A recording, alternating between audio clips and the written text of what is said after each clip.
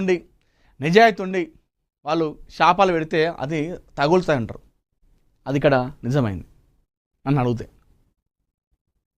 చాలామంది ఏడ్చారు పాపం బయటకు వచ్చి అప్పుడు ఆ టైంలో. ఎవరిని ఏమనాలో అర్థం కాని పరిస్థితి. సో ఆ శాపం అయితే తాకిందని చెప్పుకోవాలి ఈ విషయంలో రంగనాథ్ గారికి. పెద్దిని కాపాడండి, ఏం చేస్తారో తెలియదు, యశోదలో వైద్యులతో కేసీఆర్. సో ఎటకెలకు నిన్న మాజీ ముఖ్యమంత్రి కేసీఆర్ గారు నిన్న బయటికి రావడం జరిగింది. బయటకు వచ్చి పెద్ది సుదర్శన్ రెడ్డి కోసం రావడం జరిగింది. యశోద హాస్పిటల్లో వెళ్ళి ఆ డాక్టర్తో మాట్లాడారు. సుదర్శన్ రెడ్డిని చూశారు. ఆ సుదర్శన్ రెడ్డి కుటుంబ సభ్యులతో, పిల్లలతో, అదేవిధంగా తన సుదర్శన్ రెడ్డి సతీమణితో మాట్లాడడం జరిగింది. మాట్లాడి వాళ్ళ కోసం ధైర్యం ఇచ్చారు. అదేవిధంగా డాక్టర్లతో మాట్లాడి మీరు ఏం చేస్తారో తెలియదు, మా పెద్ద బతికి రావాలి, మళ్ళా యాక్టివ్గా పాలిటిక్స్లో ఉండాలని చెప్పేసి ఆయన చెప్పడం జరిగింది. చాలాసేపు సమయం గడిపిండు. అయితే కేసీఆర్ వస్తాడా రాడా అని చెప్పి చాలామంది అనుకున్నారు. కొంతమంది రాడు, ఎందుకు వస్తాడు, ఈ మధ్యకాలంలో పార్టీ గురించి పట్టించుకోవట్లేదు, ఆయన ఎందుకు వస్తాడులే అని చెప్పేసి ఆయన. మరికొంతమంది అయితే తన మనవాడుకి మొన్న ఒకటి దెబ్బ తాకింది కదా, ఏజీ హాస్పిటల్ పోయి పరామర్శించాడు. వాళ్ళ కుటుంబ సభ్యుడు కాబట్టి, వాళ్ళ మనవడు కాబట్టి బయటకు వచ్చిండు, అదే మామూలు వేరే అయితే వస్తాడా అని చెప్పేసి అన్నారు. అయితే వాడన్నిటికీ చెక్ పెడుతూ నిన్న కేసీఆర్ గారు పెద్దిని చూడడానికి హాస్పిటల్కి రావడం జరిగింది. ఉండి అక్కడ చాలాసేపు మాట్లాడి డాక్టర్లతో ఏమని చేయండి, మావాడు బయటికి రావాలి, మంచి యాక్టివ్గా ఉండాలని చెప్పేసి చెప్పడం జరిగింది. తెలంగాణ జాగృతి అధ్యక్షురాలిగా మాధవి. కల్వకుంట్ల కవిత సంచలన నిర్ణయం. తెలంగాణ సాంస్కృతిక చైతన్యానికి ప్రతీకగా నిలిచిన తెలంగాణ జాగృతికి కొత్త అధ్యక్షురాలు నియమితులయ్యారు. గత 2 దశాబ్దాలుగా సంస్థను ముందుండి నడిపించిన కల్వకుంట్ల కవిత ఇకపై ఫౌండర్ చైర్పర్సన్గా మాత్రమే కొనసాగుతున్నారు. ఈ నేపథ్యంలో సంస్థ కొత్త అధ్యక్షురాలిగా మారిపెల్లి మాధవికి బాధ్యతలను అప్పగిస్తూ సోమవారం అధికారిక ఉత్తర్వులు జారీ చేశారు. ఈ నియామకం వెంటనే అమల్లోకి వస్తుందని స్పష్టం చేసిన కవిత సంస్థ ప్రయాణంలో ఇది ఒక సరికొత్త అధ్యాయమని పేర్కొన్నారు. భవిష్యత్తులో తెలంగాణ ఆత్మగౌరవం సాంస్కృతిక కార్యక్రమంలో ఈ అధ్యక్షురాలుగా మాధవి ఎన్నికైందట. అయితే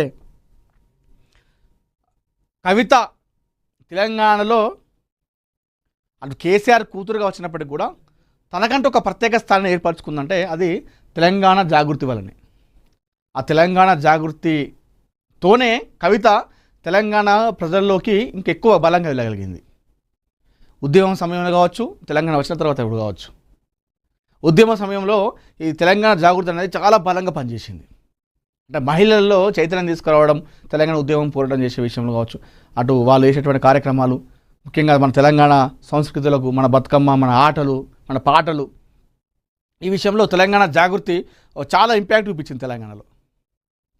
సో అటు కేసీఆర్ కూతురుగా వచ్చినప్పటికి కూడా కవిత తనకంటూ ఒక ప్రత్యేక స్థానాన్ని తెలంగాణలో గుర్తింపు తెచ్చుకుందంటే అది తెలంగాణ జాగృతి అన్నటువంటి దాంతో. సో ఈ మధ్యకాలంలో తను ఒక పార్టీ పెట్టింది, టీఆర్ఎస్ అని చెప్పేసి. అందులో భాగంగానే తెలంగాణ జాగృతి బాధ్యతలను మాధవికి అప్పచెప్పింది.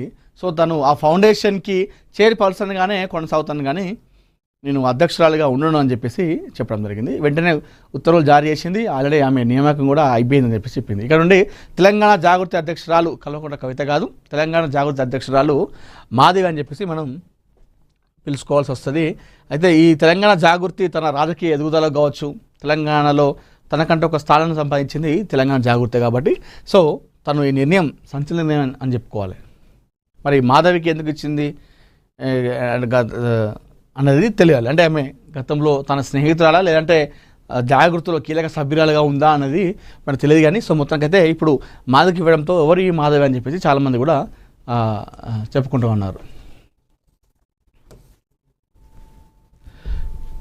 దుబాయ్ భారత కాన్సులేట్కు తొలి తెలుగు కాన్సుల్ జనరల్ అంట. విష్ణువర్ధన్ రెడ్డి నియామకం ఖరారు.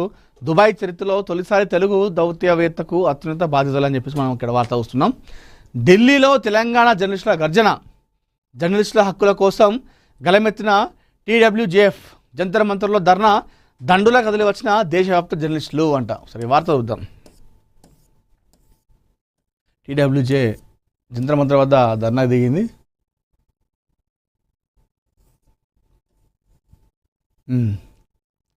దేశవ్యాప్తంగా జర్నలిస్టుల సమస్యలపై తెలంగాణ జర్నలిస్టులు ఢిల్లీలో గలమెత్తారు. కేంద్ర ప్రభుత్వం పరిష్కరించాల్సిన సమస్యలను వెంటనే పరిష్కరించాలని కోరుతూ పాత్రికేయులు పార్లమెంటు సమీపంలోని జంతర్ మంతర్లో పెద్ద ఎత్తున ధర్నా చేశారు. తెలంగాణ వర్కింగ్ జర్నలిస్ట్ ఫెడరేషన్ రాష్ట్ర కమిటీ ఇచ్చిన చలో పార్లమెంటు పిలుపుని అందుకొని రాష్ట్రంలోని వివిధ జిల్లాల నుంచి ఢిల్లీకి తరలి వచ్చిన పాత్రికేయుల ధర్నాలో పాల్గొని సమస్యలపై గొంతెత్తారు. ఫెడరేషన్ రాష్ట్ర అధ్యక్షుడు మామిడి సోమయ్య అధ్యక్షతన జరిగిన ఈ ధర్నాను Indian Federation of Working Journalist నాయకులు, ఢిల్లీ యూనియన్ ఆఫ్ జర్నలిస్ట్ అధ్యక్షుడు మారూఫ్ రజా ప్రారంభించారు. ఈ సందర్భంగా ఆయన మాట్లాడుతూ దేశవ్యాప్తంగా జర్నలిస్టులకు సంబంధించిన సమస్యలను కేంద్ర ప్రభుత్వం తక్షణమే పరిష్కరించాలని డిమాండ్ చేశారు. జర్నలిస్టులు అందరి పక్షాన తెలంగాణ జర్నలిస్టులు ఢిల్లీలో పార్లమెంట్ వద్ద ధర్నా చేయడం అభినందనీయమని అన్నారు. దేశవ్యాప్తంగా ఉన్న పాత్రికేయుల సంక్షేమం, భద్రత, హక్కుల పరిరక్షణ కోసం తెలంగాణ వర్కింగ్ జర్నలిస్ట్ ఫెడరేషన్ ముందుండి పోరాటం చేయడం గొప్ప విషయం అని చెప్పేసి అన్నారు. ధర్నా కార్యక్రమంలో జర్నలిస్టుల సంక్షేమానికి సంబంధించిన పలు కీలక డిమాండ్లను కేంద్ర ప్రభుత్వం దృష్టికి తీసుకెళ్లారు. వివిధ రాష్ట్రాల నుంచి వచ్చిన జర్నలిస్టులు కూడా ఈ ధర్నాలో పాల్గొనే ఉద్యమానికి మద్దతు ప్రకటించారు. ఈ సందర్భంగా ఫెడరేషన్ రాష్ట్ర అధ్యక్షుడు మామిడి సోమయ్య మాట్లాడుతూ జర్నలిస్టుల సమస్యలు పరిష్కారమయ్యే వరకు తమ పోరాటం కొనసాగుతుందని స్పష్టం చేశారు. దేశంలోని ప్రతి పాత్రికేయుడు హక్కుల కోసం తెలంగాణ వర్కింగ్ జర్నలిస్ట్ ఫెడరేషన్ ఎల్లప్పుడూ ముందుంటుందని తెలిపారు. ఈ ధర్నాలో ఢిల్లీ యూనియన్ ఆఫ్ జర్నలిస్ట్ ఉపాధ్యక్షుడు లియాఖత్, సభ్యుల మాన్విక మిశ్రా, ఫెడరేషన్ రాష్ట్ర ప్రధాన కార్యదర్శి తన్నూరు శ్రీనివాస్, ఉపాధ్యక్షుడు బండి విజయ్ కుమార్, రాష్ట్ర నాయకులు కుంచం శ్రీనివాస్, కుడతాడి బాబురావు, కె రమాదేవి, జగదీశ్వర్, పద్మనాభరావు, వివిధ జిల్లాల అధ్యక్ష కార్యదర్శులు పాల్గొన్నారట. ఇది మొత్తానికైతే జర్నలిస్టుల యొక్క హక్కులు, అదేవిధంగా వాటన్నిటి కోసం వాళ్ళు మన తెలంగాణ TWJ ఢిల్లీకి వెళ్ళింది. అక్కడ జంతర్ మంతర్ వద్ద వాళ్ళు అక్కడ పోరాటం అయితే చేస్తూ ఉన్నారు.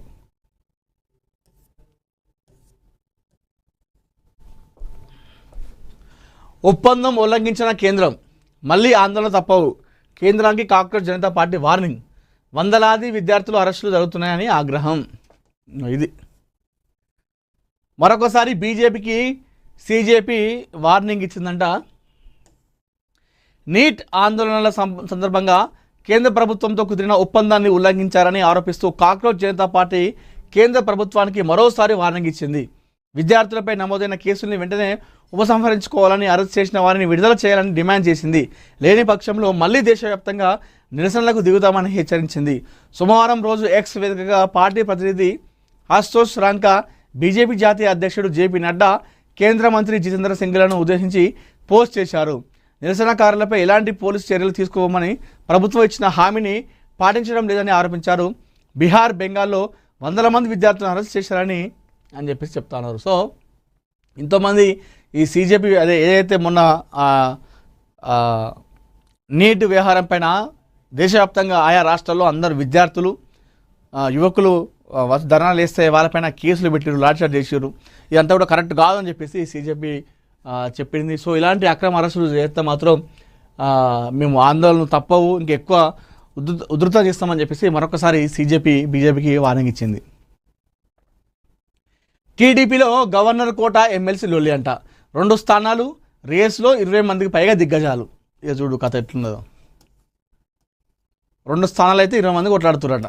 మరి ఇప్పుడు ఇది ఈ టీడీపీ ఇప్పుడు చంద్రబాబు నాయుడు గారికి ఇది ఒక పెద్ద గుదిబండ అని చెప్పుకోవాలి. మరి ఎవరికి ఇచ్చుడు? మరి అందరూ టీడీపీ పార్టీలో ఉన్న వాళ్ళే, అందరూ జెండా మోసిన వాళ్ళే.